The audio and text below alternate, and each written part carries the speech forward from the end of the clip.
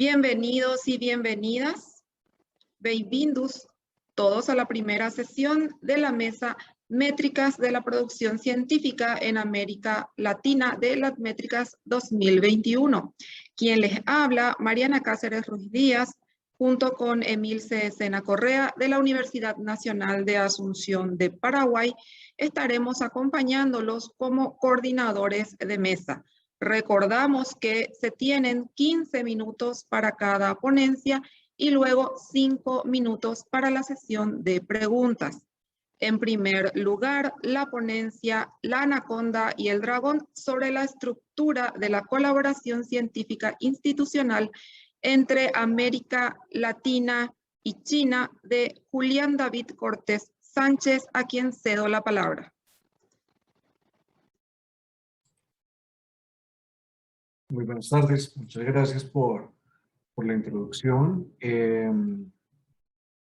Entonces, primero que todo, muy agradecido con todos los organizadores del evento y, por supuesto, los organizadores y organizadoras de esta mesa. Me gustaría comenzar por una suerte de contexto histórico entre el intercambio no solamente comercial, el intercambio tanto de cultural como de capital humano entre Latinoamérica y Asia. En 1565 desembarcó el galeón de Manila en Filipinas y era una ruta que tuvo su esplendor, por decirlo de alguna suerte, entre 1565 y 1815.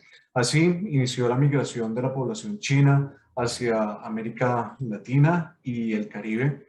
Después de 450 años, se estimó que ambas regiones crecerían más rápido que las economías postindustrializadas.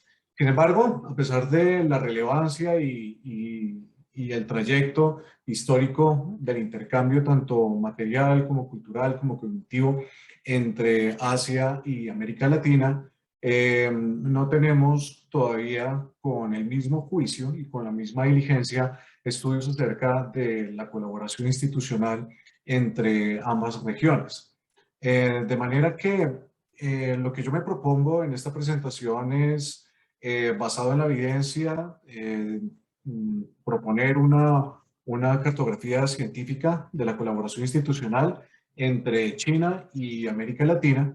Uno de los valores que yo considero de esta presentación es que estos resultados, esta cartografía científica, estos hallazgos podrían llegar a ser en cierto modo de utilidad para investigadores, centros de investigación, instituciones, inclusive unidades de relaciones interinstitucionales y de cooperación internacional, tanto de universidades como de gobiernos, ¿no? Tal vez en tener un panorama mucho más amplio acerca de cómo se han venido consolidando estas colaboraciones institucionales, particularmente en el área de administración, negocios, contabilidad, economía, finanzas y también ciencias de la decisión.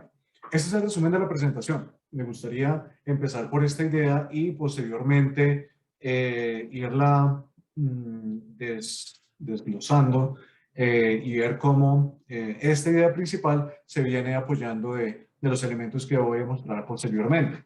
En síntesis, la colaboración entre América Latina y China fue fertilizada mediante proyectos globales, proyectos grandísimos relacionados puntualmente con el liderazgo. Después de esto empezó a suceder una divergencia en donde América Latina se alejó hacia la periferia y los países de América Latina se alejaron hacia la periferia de esta red de colaboraciones institucionales y China empezó a ocupar un lugar central. Esto, de manera paralela, facilitó que colaborara con instituciones del norte global y más adelante, como les voy a mostrar, las instituciones que tienen una mayor intermediación entre ambas regiones, o sea, que tienen la propiedad, la virtud de conectar diferentes comunidades disímiles en esa red de colaboración, no se encuentran en países de Asia o en países latinoamericanos, sino en Australia, en Oceanía. Ello refleja en parte la incidencia de una política de incentivos nacional y también a nivel organizacional de China como líder mundial en la producción y la financiación científica, solamente superado por Estados Unidos. A nivel individual de países, desde luego la Unión Europea tiene unos esfuerzos importantes a nivel global en inversión en ciencia, tecnología e innovación. Esto significa que hay un tifón de publicaciones académicas por parte de China. Sin embargo, eso no significa, al menos en el corto plazo, un impacto consistente, lo que también abre un telón de incertidumbre frente al impacto que esto pueda llegar a generar en el mediano o largo plazo. Acá simplemente quiero dejar en claro algunos aspectos de la metodología. La base de datos que utilizamos, o mejor dicho, la base de datos bibliográfica que nosotros utilizamos fue Scopus. Nosotros allí nos nutrimos de artículos, puntualmente, de investigación en áreas relacionadas con negocios y economía, en las tres áreas que mencioné anteriormente. En los periodos, el periodo amplio, mejor dicho, está comprendido entre 1996 y 2019, y a partir de ahí dividimos ese periodo principal en 4 periodos iguales. Estamos hablando del 96, 2001, 2002, 2007, 2008, 2013 y 2014 a 2019. Utilizamos la técnica de análisis de redes de coautoría institucionales como parte de una visualización de estas coautorías institucionales. También computamos unas métricas a nivel macro, meso y micro de la red de coautorías institucionales. A nivel macro, computamos la densidad y la longitud media de camino, la modularidad, y a nivel micro, la intermediación.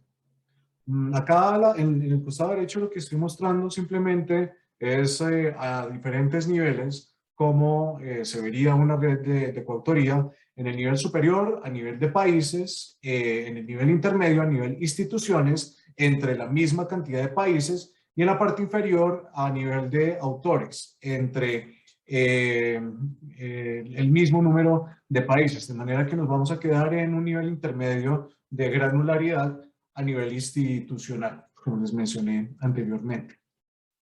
Acá simplemente unos aspectos descriptivos acerca de la producción científica a lo largo de este periodo en las tres áreas que mencioné anteriormente entre China y América Latina. Lo que encontramos es que hay artículos en donde hay al menos 2 instituciones, tanto de China como de América Latina. Este número de artículos está alrededor de 300 artículos, en donde hay una colaboración conjunta entre China y al menos un país de América Latina. Estos artículos fueron elaborados por más de 1800 autores, y en promedio podemos encontrar que cada artículo tiene alrededor de 8 coautores. Acá en la parte derecha lo que tenemos es los 4 periodos. Acá, en estas columnas, acá tenemos la variación porcentual. Acá en la parte superior tenemos el número total de nodos, o mejor dicho, de instituciones que se encuentran participando en esta red de coautorías. Acá tenemos las instituciones de América Latina y el Caribe. Acá tenemos las instituciones de China. Acá tenemos la densidad de la red, es decir, el porcentaje por decirlo de alguna manera, es el nivel de interconexiones que tiene una red. Si una red tiene una densidad de 100%, es decir, que todos los nodos están conectados entre todos los nodos, ¿sí? Si tenemos una densidad del 50% o de 0.5, quiere decir que el nivel de interconexión entre la red solamente alcanza la mitad de todas las interconexiones potenciales, ¿vale? Acá tenemos la longitud media de camino, que es por decirlo de alguna manera, el número de instituciones que se encuentran entre 2 instituciones aleatorias que yo quiera conectar, ¿sí? Entonces, una determinada institución acá en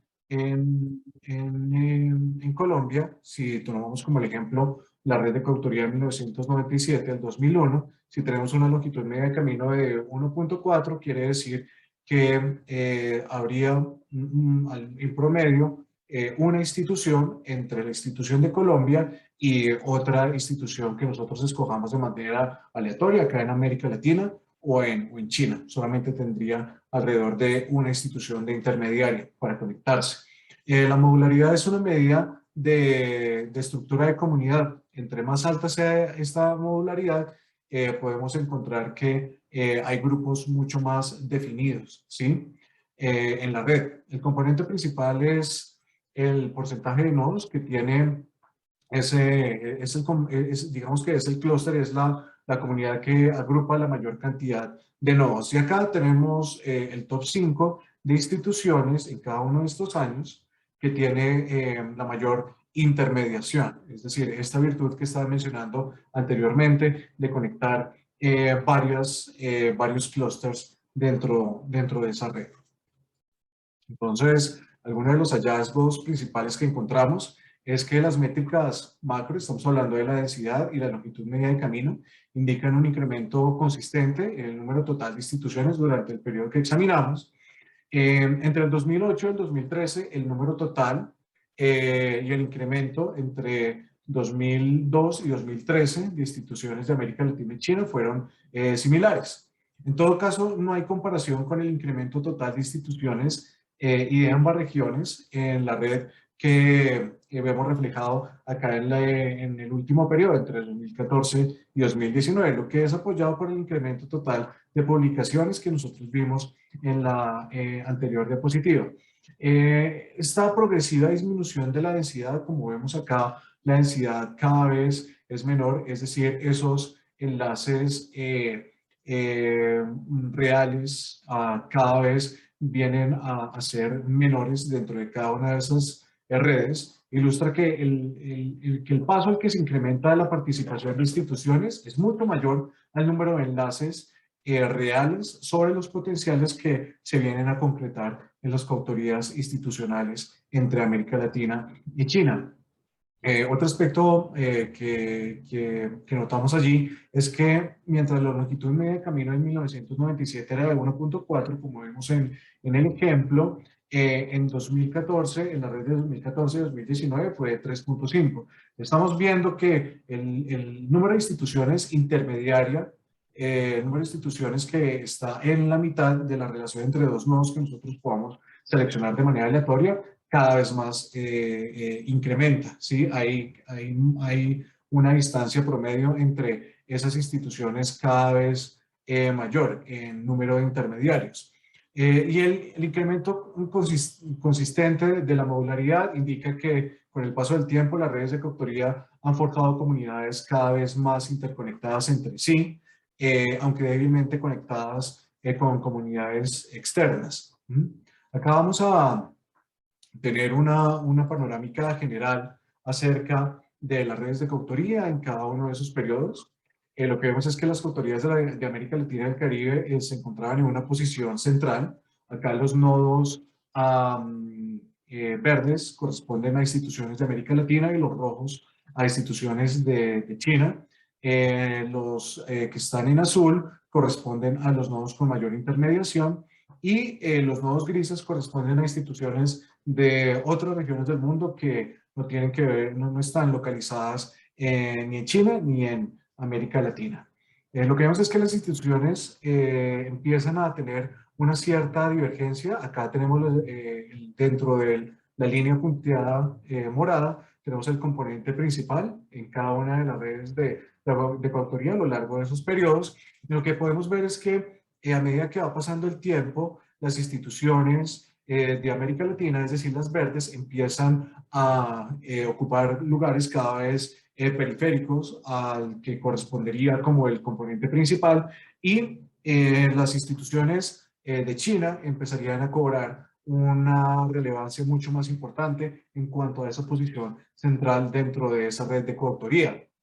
El punto de partida de las instituciones de China es similar al de América Latina. Podemos ver acá una gran comunidad tanto de instituciones de América Latina y de China y también de otros lugares del mundo. Sin embargo, con el transcurso del tiempo, se fueron consolidando en diferentes áreas, China particularmente en el centro, y eso también le permitió crear relaciones con instituciones que están en países desarrollados o del norte global. También hay una cierta evidencia que notamos acá, y es que las instituciones de América Latina y China han estado siempre dentro del componente principal, en menor medida en el caso de América Latina que en el de China. Los nodos con mayor intermediación se encuentran localizados en latitudes distintas a América Latina y a China. Vemos que algunas instituciones con una intermediación elevada pueden llegar a estar en Europa y principalmente en Australia. Algunas universidades llegaron a ocupar escalafones importantes en esa intermediación, universidades latinoamericanas, puntualmente estamos hablando de la Universidad de los Andes acá en Colombia y la Universidad de Brasilia en Brasil. Sin embargo, ya cuando vemos en el caso chino, estamos hablando de la Universidad de Beijing, la Universidad de Liyang y la Capital Normal University. Ahora, cuando tratamos de identificar cuáles son esas universidades que han ocupado los escalafones más importantes en términos de intermediación y que no están localizadas en China y en América Latina, podemos ver que son universidades de Europa, que están ubicadas, por ejemplo, en Rumania, también en Eslovenia. También podemos ver que hay otras universidades que están localizadas en Australia, como les estaba mencionando. Algunos ejemplos acá es como la Universidad de Queensland y también la Universidad de Victoria en Wellington. También la Universidad de Monash, también. Volviendo a Europa, también la Universidad Aarhus. También continuando en Australia, la Universidad de New South Wales, también en Europa, en la Universidad de Gothenburg. De esta manera podemos tener una idea general de cómo la intermediación se está concentrando o tiene una mayor diversidad en universidades tanto de Australia, de Europa, algunas de Asia figuraban por ahí, por ejemplo, la Universidad de Filipinas. Sin embargo, vuelvo y resalto la intermediación de estas universidades que tienen la capacidad de interconectar varias comunidades distintas de la red no pertenecen puntualmente a China o a América Latina, sino están en Australia y en Europa. Desde luego hay algunas de los Estados Unidos que figuran allí, como la Universidad de California, algunas de las universidades del sistema de universidades de California y también la Universidad de Texas. Sin embargo, en términos de frecuencia, protagonistas indiscutiblemente en Australia y también en Europa. Acá algunas discusiones que nos ayudarían a darle un poco más de explicación o de factores que nos ayuden a entender esto de manera más integral. Y es que el incremento de la productividad de las regiones y el mundo en general es un reflejo del avance de China como líder en la inversión en investigación y desarrollo. Como mencioné en el principio, después de Estados Unidos, China está liderando la inversión a nivel nacional en temas más que todo de ciencia, tecnología, ingeniería y matemáticas. También a nivel institucional hay unos incentivos fuertísimos que están rotando entre los 30 y los $165.000 por artículos publicados en revistas en el Web of Science. Desde luego ya estos valores que estamos hablando de más de $100.000 pueden llegar a significar artículos o en Science o en Nature. Ahora bien, uno de los puntos importantes acá es que el impacto futuro de estas publicaciones, no solamente las que están en Nature and Science, en otras revistas también de alta y mediana reputación, todavía digamos que es una dimensión que falta estudiar de manera importante. Desde luego, también los efectos que esto pueda llegar a tener en la salud de los profesores recién reclutados y también todo lo relacionado con el bienestar de investigadores que empiezan su carrera académica en China, y no solamente en China, sino también en otros países del mundo. En 1999 se publicó este artículo que vimos que a finales de los 90 tenía un gran protagonismo de diversas instituciones, tanto de América Latina como de China. Este artículo tiene alrededor de 50 autores y estaba, digamos, fue derivado del proyecto GLOBE, del proyecto global de liderazgo y de comportamiento organizacional.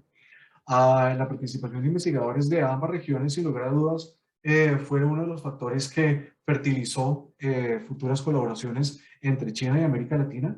Lo que podemos ver también en términos de densidad de las redes de coautoría de negocios y administración es que es mucho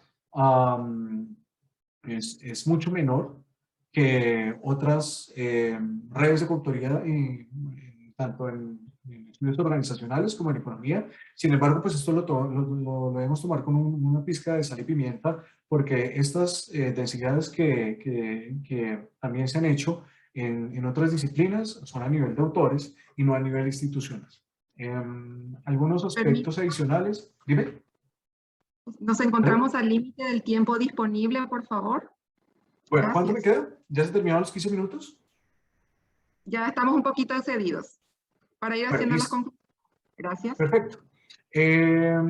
Digamos que uno de los aspectos importantes que podría dar paso a una agenda futura de investigación es ahondar en el futuro, en el impacto futuro de este tipo de publicaciones de China que estábamos observando, emplear bases de datos que no necesariamente sean Scopus, también Google Scholar o Dimensions, implementar técnicas de cartografía científica no redundantes, es decir, que no sean puntualmente las coautorías institucionales, sino también acoplamientos bibliográficos, publicaciones o otro tipo de metodologías más refinadas en cuanto a las temáticas.